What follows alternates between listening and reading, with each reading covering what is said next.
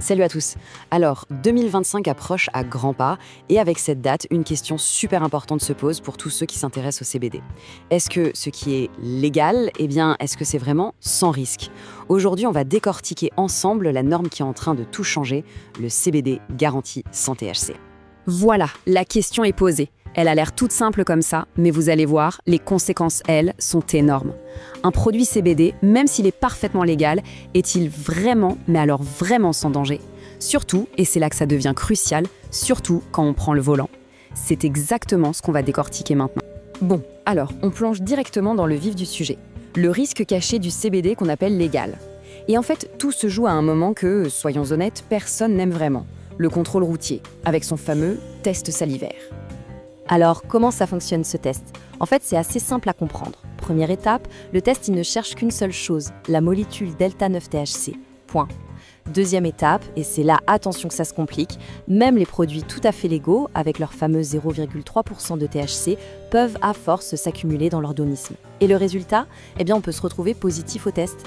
Du coup, la seule solution, la seule issue, c'est l'étape 3, un produit avec 0 THC. C'est la seule garantie d'avoir une réaction nulle au test.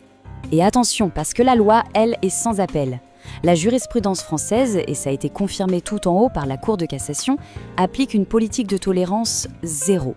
Tolérance zéro pour les conducteurs. Ça veut dire quoi? Ça veut dire qu'aucune trace de THC, même infime, n'est admise quand on est au volant. C'est là qu'on comprend que la distinction entre 0,3% et 0%, elle n'est pas juste importante, elle est absolument critique. Bon, d'accord. Mais alors, ça veut dire quoi, concrètement, 0% de THC? Pour bien piger le truc, on va regarder de plus près les deux grands standards techniques qu'on trouve sur le marché. D'un côté, on a la norme Legal Standard, celle que tout le monde connaît. Le taux de THC autorisé pour les produits finis, il est fixé à 0,3%, que ce soit en France ou en Europe. C'est simple, c'est ce qu'on trouve dans la grande majorité des produits CBD aujourd'hui. Et là, visuellement, la différence est frappante. D'un côté, le standard légal, avec cette toute petite barre qui représente les 0,3% de THC, et de l'autre, le standard sans THC où, hop, la barre a complètement disparu. On pourrait se dire c'est un détail, mais non, pas du tout. Les conséquences de ce soi-disant détail sont juste énormes. Du coup, ce standard sans THC ou 0%, qu'est-ce que c'est? Ça définit une catégorie de produits bien à part. C'est la garantie technique, noir sur blanc, que le tétrahydrocannabinol, c'est-à-dire la molécule qui fait planer, a été totalement éliminé. L'objectif, il est super clair, c'est de pouvoir profiter des bienfaits du chanvre, mais sans la moindre exposition à ce qui est classé comme stupéfiant. Mais alors la question, c'est comment on fait? Comment est-ce qu'on arrive à atteindre cette pureté absolue? C'est là que la science entre en scène pour nous fabriquer du CBD sans une trace de THC. Pour obtenir un produit sans THC, en gros, il y a deux grandes approches, deux grandes méthodes. D'un côté, on a ce qu'on appelle l'isolat de CBD. Il faut imaginer des cristaux, une poudre, c'est la forme la plus pure, la plus concentrée de CBD qui soit.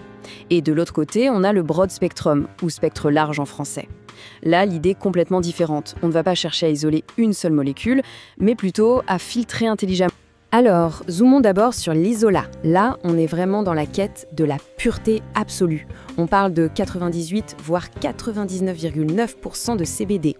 On utilise un procédé d'extraction super pointu au CO2 super critique et à la fin, on obtient une poudre toute blanche qui ne contient que du cannabidiol. Le THC est évidemment éliminé, mais pas seulement.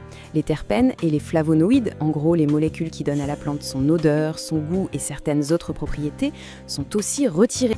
Maintenant, l'approche du broad spectrum, elle est vraiment différente et je la trouve assez fascinante.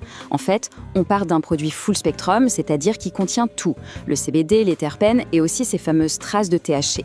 Et c'est là qu'intervient un procédé clé qui s'appelle la chromatographie.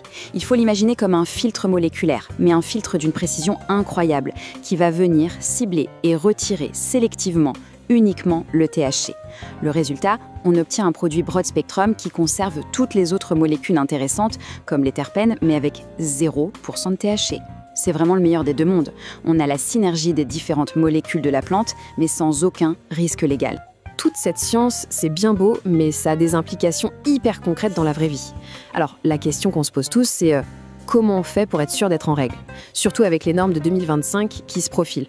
La réponse est finalement très simple. Le standard sans THC, par définition, est déjà conforme. Il est totalement aligné avec les normes françaises et européennes les plus strictes qui existent. y compris celles qu'on anticipe pour 2025. C'est en quelque sorte le choix de la tranquillité d'esprit sur le long terme. Et ce n'est pas juste une précaution, c'est même une recommandation officielle. C'est la recommandation à privilégier pour les conducteurs et les professionnels soumis à des tests. Voilà, je crois que le message ne pourrait pas être plus clair, n'est-ce pas ? Ok, tout ça c'est super, mais comment on fait, nous, pour vérifier concrètement la pureté d'un produit ? Comment on peut être sûr ? C'est là qu'entre en jeu le certificat d'analyse. Allez, on va voir ensemble comment déchiffrer ce document. Le voilà, ce fameux document clé, le certificat d'analyse, qu'on appelle aussi COA. Honnêtement, il faut le voir comme la carte d'identité du produit. C'est lui qui prouve sa composition, sa pureté, tout. Et savoir le lire, c'est vraiment reprendre le pouvoir, c'est pouvoir choisir en sachant exactement de quoi on parle. Pour lire ce COA, pas de panique, il suffit de se concentrer sur 3 points de contrôle essentiels.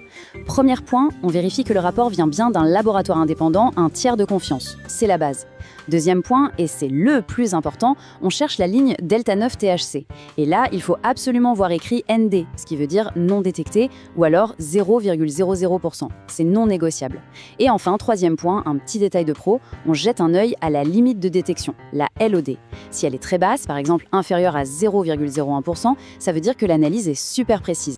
Bon, en résumé, et pour que tout soit bien clair, on peut dire que le choix du sans THC, c'est vraiment le choix de la haute sécurité.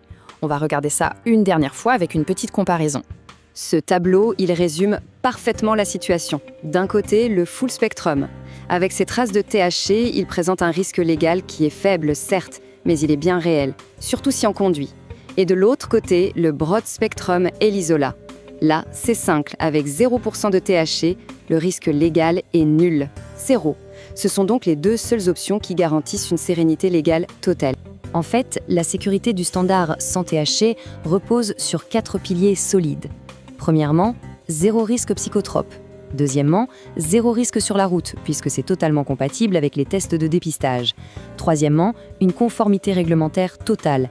Et finalement, le 4e pilier, c'est que c'est tout simplement le choix le plus rationnel pour profiter des bienfaits du chanvre, sans aucun des inconvénients du THC. Voilà, maintenant les standards sont clairs et les outils pour vérifier le sont aussi. La vraie question, ce n'est donc plus de savoir s'il faut choisir, mais de savoir comment vérifier. La prochaine fois qu'on se trouvera devant un produit CBD, on saura exactement quoi chercher sur ce fameux certificat pour garantir sa propre sécurité et sa conformité. J'espère que tout ça vous aura été utile et à très bientôt.